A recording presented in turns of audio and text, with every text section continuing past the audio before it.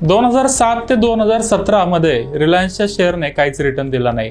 जिलेटच्या शेअरने मागच्या 8 वर्षात 0% रिटर्न दिलाय. सन फार्माच्या शेअरने मागच्या 10 वर्षात FD पेक्षा कमी रिटर्न दिलाय.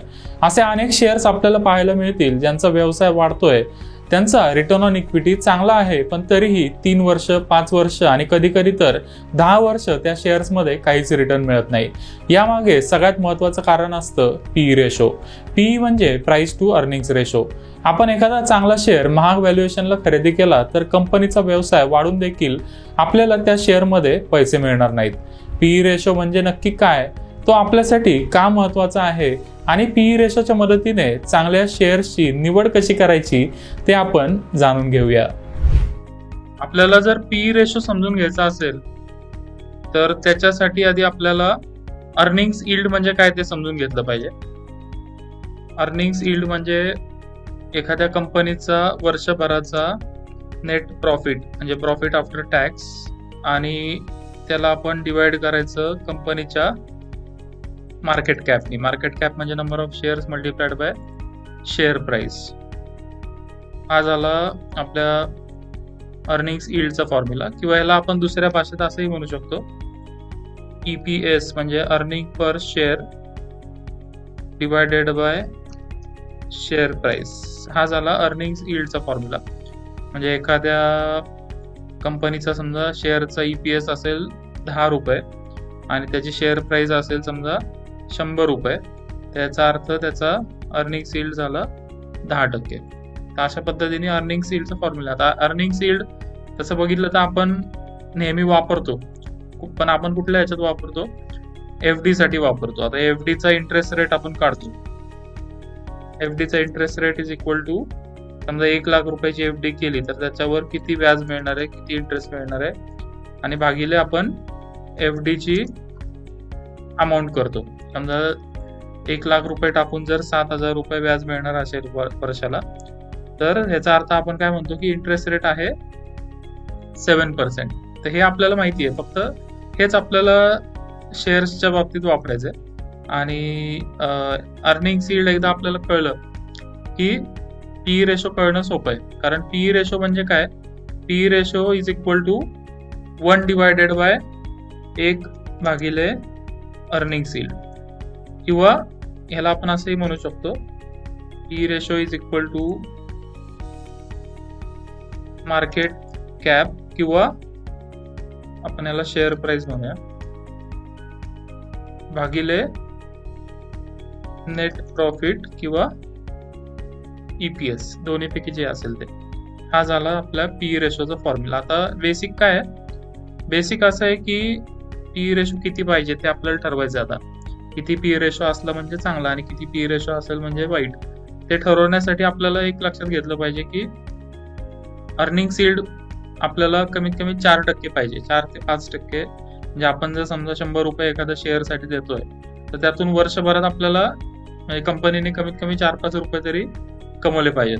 कारण का नाहीतर मग आपल्याकडे FD करण्याचा पण पर्याय आहे. त्यामुळं ठीक आहे की कंपनीचा इन्कम वाढणार आहे, FD चा इन्कम वाढत नाही, हे आपल्याला मान्य आहे, पण तो जो शेअरचा अर्निंग्स यील्ड आहे तो खूप कमी पण नको आहे. तर क्रायटेरिया काय आहे की क्रायटेरिया असा आहे की अर्निंग्स यील्ड हा कमीत कमी आपला कमीत कमी 4% पाहिजे, 4 ते 5%. याचा अर्थ PE रेशो कसा काढणार? 1 डिवायडेड बाय अर्निंग्स यील्ड. मग जर आपण समजा क्रायटेरिया असा ठरवला की अर्निंग्स यील्ड आपल्याला 4% पाहिजे, त्याचा अर्थ PE चा क्रायटेरिया आपल्याला ठेवावा लागेल 100 भागिले 4, याचा अर्थ 25. आता एक लक्षात घ्या की अर्निंग्स यील्ड जेवढं जास्त असेल तेवढं आपल्यासाठी चांगलं आहे. अर्निंग्स यील्ड जेवढं जास्त असेल तेवढं आपल्यासाठी चांगलं. उदाहरणार्थ समजा तुम्हाला जर मी म्हणलं की SBI ची एक FD आहे आणि बँक ऑफ बडोदाची एक FD आहे.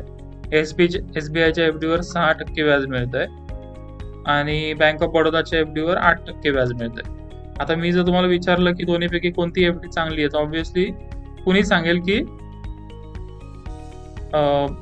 बँक ऑफ बडोदाची FD चांगली आहे. त्याचं कारण असं आहे त्याच्यावर जास्त व्याज मिळत आहे. तसंच एखादा जर शेअर मी तुम्हाला सांगितलं कुठला तरी ए कंपनीचा शेअर आहे आणि बी कंपनीचा शेअर आहे, याचा अर्निंग्स यील्ड समजा 4% आणि याचा अर्निंग्स यील्ड आहे 5%.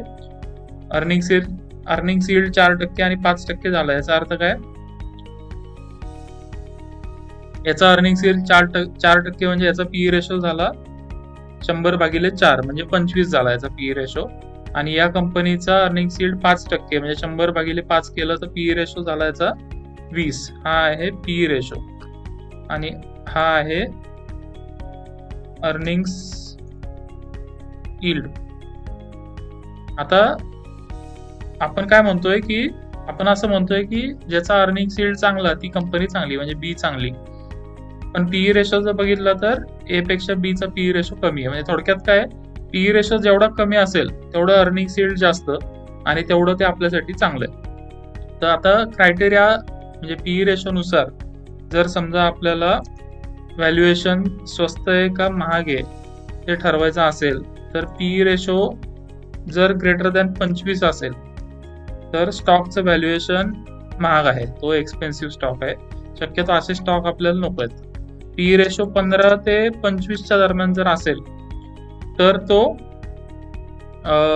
रिझनेबल आहे आपण म्हणू शकतो. महागही नाहीये पण स्वस्तही नाहीये. आणि पीई रेशो जर लेस दॅन 15 असेल तर तो आपल्यासाठी चीप व्हॅल्युएशनला म्हणजे स्वस्तात आपल्याला तो मिळतोय. तर शक्यतो आपल्याला प्रयत्न असा करायचा आहे की स्वस्त व्हॅल्युएशनचे शेअर्स घ्यायचे. अगदी स्वस्तात नसेलच मिळत तर मग रिझनेबल आणि मग खूप क्वचित अगदी जर खूपच कंपनी चांगली असेल तरच एक्सपेन्सिव्ह पीईचे शेअर आपल्याला घ्यायचे. त्यामुळे पहिलं 15 ते म्हणजे अप टू 25 ज्याचा पीई रेशो आहे ते आपल्यासाठी आपण स्टॉक चूज करू शकतो. आता इथं एक लक्षात घ्या, काही लोक काय करतात की फक्त पीई रेशो बघतात. तर पीई रेशो नाही, आपला फॉर्म्युला काय आहे GRPD. GRPD म्हणजे काय, पहिलं ग्रोथ, मग रिटर्न ऑन इक्विटी आणि मग पीई रेशो आहे. तर ग्रोथ आणि रिटर्न ऑन इक्विटीचा जर क्रायटेरिया फुलफिल झाला तरच ती किंमत म्हणजे तरच त्या पीई रेशोला काहीतरी अर्थ आहे. त्यामुळे पहिले दोन क्रायटेरिया न बघता डायरेक्ट पीई जर बघितला तर आपल्याला काही फायदा होणार नाही. त्यामुळे ग्रोथही पाहिजे, रिटर्न ऑन इक्विटी पण 10-12% वर पाहिजे आणि मग पीई रेशो 25च्या पुढे पाहिजे. तर अशा आपल्या आता 3 क्रायटेरिया आपण डिस्कस केलेत. नेक्स्ट एपिसोडमध्ये आपण debt to equity last criteria म्हणजे हा जो आपला पोर्टफोलिओ मॅनेजमेंटचा विषय आहे व्हॉट टू बाय, तर व्हॉट टू बाय साठी आपण हा फॉर्म्युला डिझाईन केला GRPD फॉर्म्युला. याच्यामध्ये 4 वेगवेगळे पॅरामीटर आपण घेतले. त्यातले पहिले 2 पॅरामीटर आपण बघितले होते. तिसरा पॅरामीटर आज आपण कव्हर केला पीई रेशो. आता सोपं आहे, काही आपल्याला जास्त अवघड काही काम नाहीये. आपल्याला फक्त स्क्रीनरवर जायचं. समजा उदाहरणार्थ आता मी गेलो इन्फोसिसचा शेअर मी उघडला. आता इन्फोसिसचं कोणी जर तुम्हाला विचारलं की हा शेअर ओव्हर व्हॅल्यूड आहे का अंडर व्हॅल्यूड आहे का रिझनेबल आहे तर कसं कळणार तुम्हाला? पीई रेशो बघायचं 27.7, 25 पेक्षा जास्त आहे म्हणजे हा स्टॉक ओव्हर व्हॅल्यूड आहे. आता हिरो मोटो कॉर्पचा हा एक शेअर आहे, हा 26.6 म्हणजे हा बॉर्डरला आहे म्हणजे रिझनेबल आणि महागच्या आसपास आहे. आता एक KRBL नावाचा शेअर आहे. KRBL म्हणजे दावतचा तांदूळ आपण वापरतो, सॉरी दावत नाही, इंडिया गेटचा जो तांदूळ आपण वापरतो तो ब्रँड असणारी ही कंपनी. पीई रेशो 12.9 आहे. आता 12.9 म्हणजे काय, लेस दॅन 15 म्हणजे हा एकदम स्वस्तात आपल्याला मिळतोय, चीप व्हॅल्युएशन आहे. तसंच आपण एक मैथन अलोयज नावाची एक कंपनी आहे, याचा पीई रेशो आहे 11.8 म्हणजे हा पण चीप व्हॅल्युएशनला आपल्याला मिळतो. अशा पद्धतीने आपल्याला पीई रेशोच्या क्रायटेरियानी over valued under valued share आपल्याला ठरवता येतील. आणि ओव्हर व्हॅल्यूड घ्यायचं नाही कुठलीही वस्तू आपल्याला जी आपल्याला अदरवाईज सवय आहे.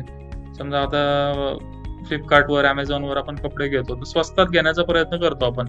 4000चा शर्ट जर 1200 रुपयाला मिळाला तर मग त्यात मजा आहे, मग आपल्याला तो खऱ्या अर्थाने चांगली डील येते आपल्यासाठी. तसं शेअर मध्ये पण आहे, कोणत्याही व्हॅल्युएशनला घेऊन उपयोगाचं नाही.